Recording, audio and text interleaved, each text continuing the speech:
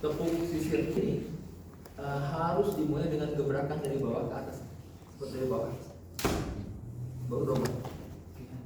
Seringkali kita melihat anak-anak kita tuh dia langsung ini lompat. Jadi ketemu tangannya itu di atas.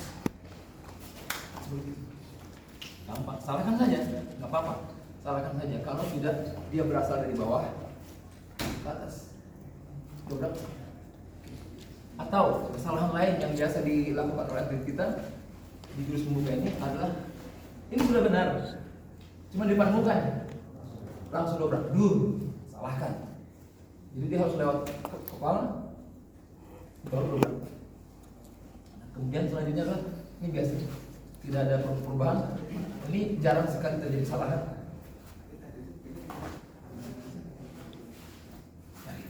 Selesai. Jadi titik yang biasa terjadi justru ada di awal. Tepuk sisirnya dan dobrak. Oke. Kemudian kita masuk ke jurus kedua.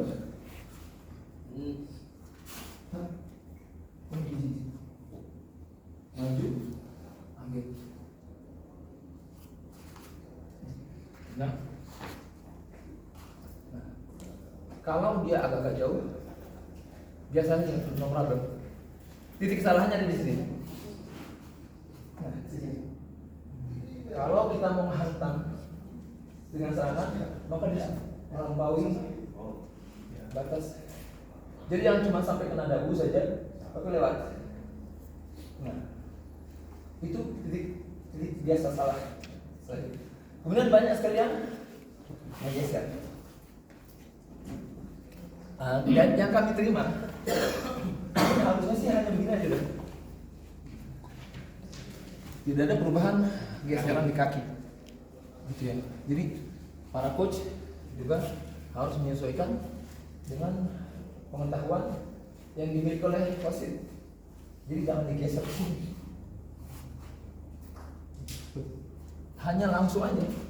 Ketika selesai, langsung turun saja.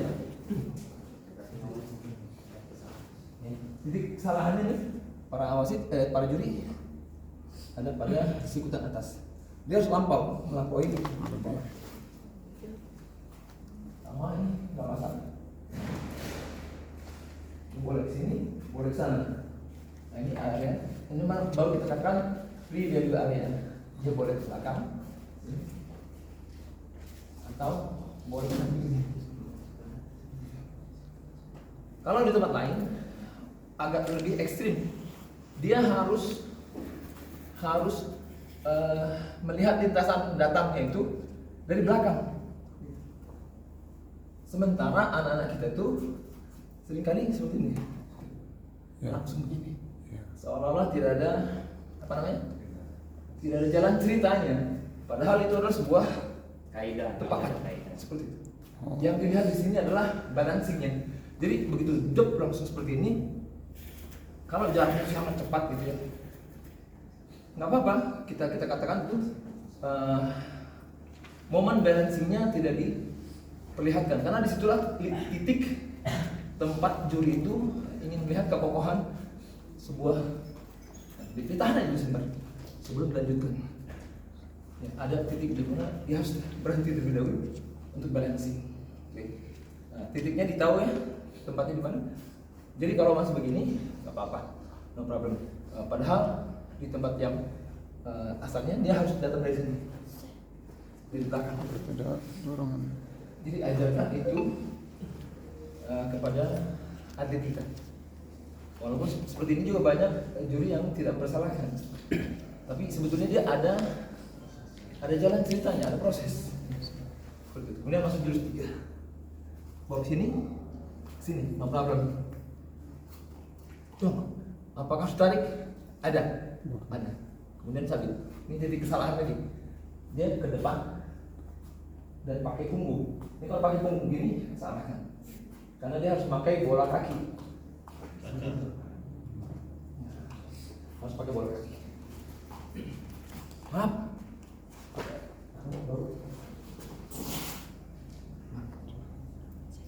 Kalau dari sini, biasanya kita tidak Ini kita persalahkan karena momen tangkisan itu dia harus melampaui.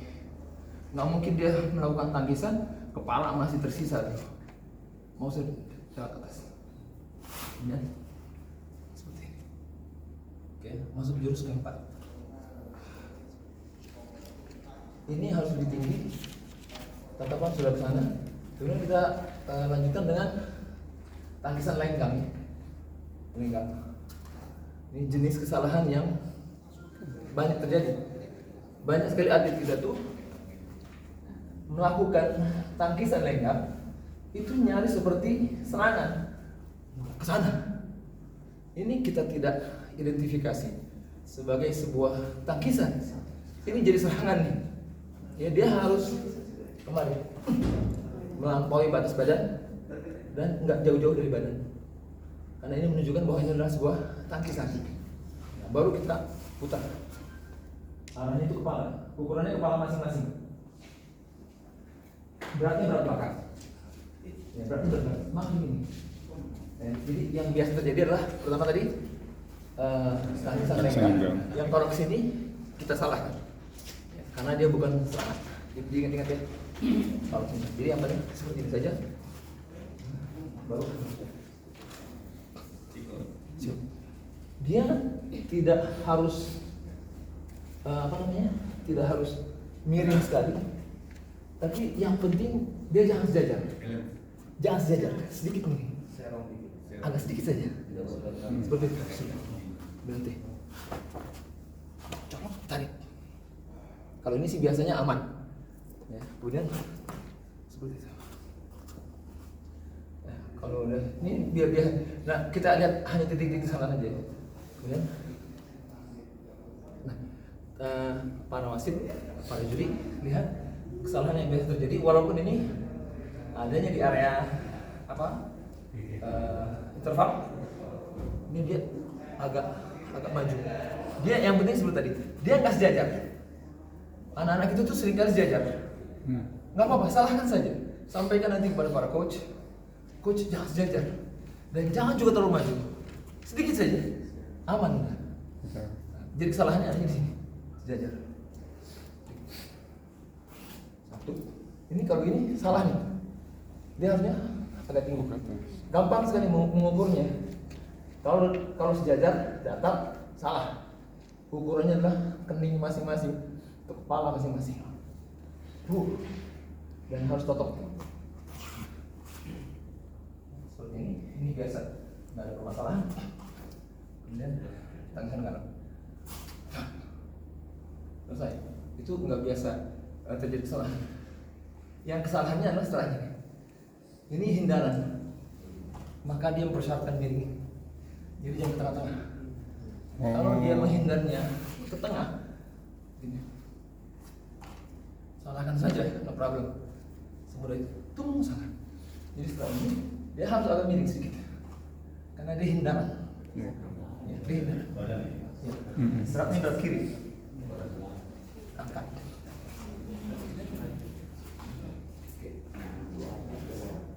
Nah, yang biasa lagi terjadi, titik yang selanjutnya, ketika dia melakukan belah bumi, belah bumi itu sebagaimana maknanya membelah ya, maka jatuhnya harus tegak lurus.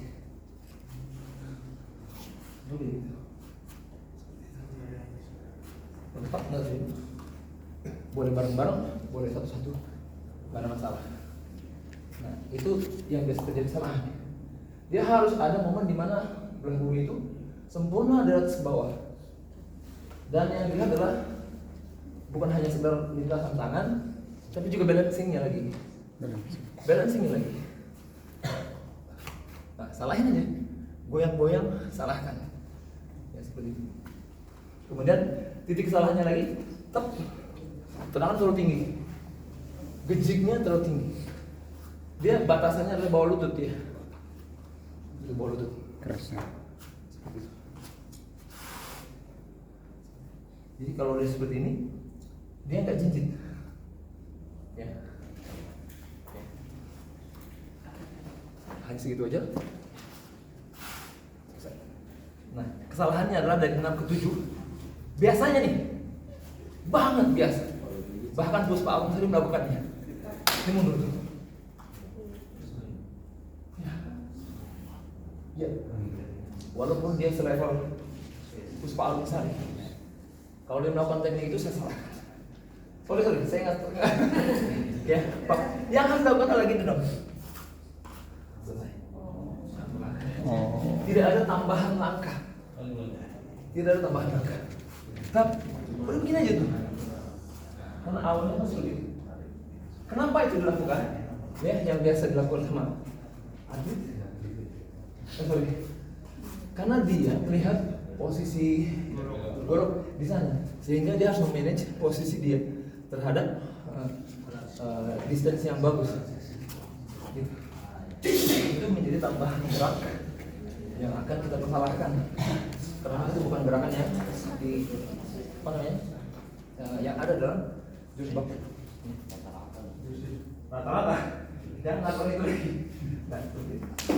Tap. Ini biasa, ini nggak biasa terjadi kesalahan. Cuman ini juga hati-hati, karena sasarannya hanya dada. Ini jalan kesalahan. Nah, kesalahannya ada di sini sekarang. Kalau si atlet itu naruh kaki, ini seharusnya habis dia begini. Jadi tanpa dia habis sekarang, kemudian menginjak nih. Salah. Jadi habis aku, boom, ini langsung.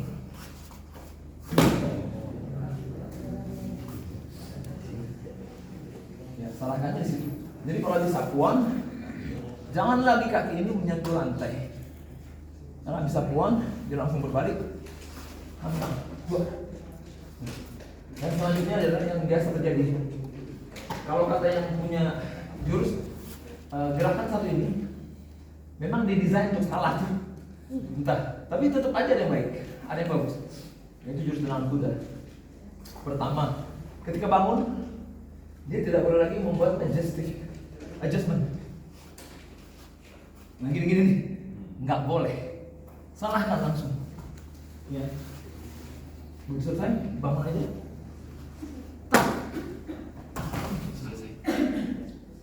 Di situ saja. Mantap, naik. Gong. Jurus tangan kosong berakhir di ini.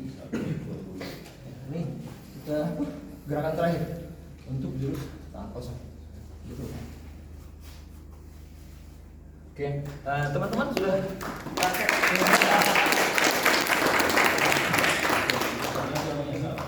Silakan yang ditanyakan demo.